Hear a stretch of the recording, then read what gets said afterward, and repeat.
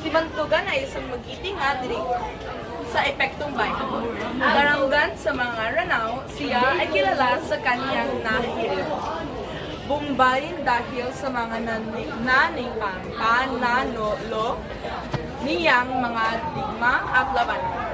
Ito ang mga pagbuwing ng tuwan sa isang epektong kwento sa tinatawag ng darangin ng mga nakmaran.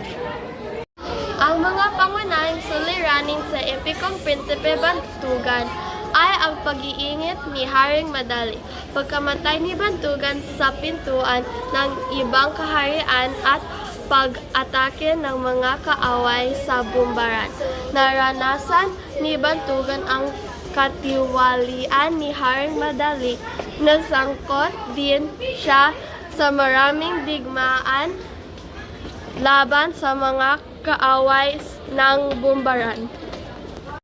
Naresolba ang mga problema ng buwiin ng hari ang kaluluwa ni Bantugan. Ginagamit ni Bantugan ang kanyang lakas at pag-isip upang malutas ang mga problema. Tinulungan din siya sa kanyang pamilya at mga kaibigan.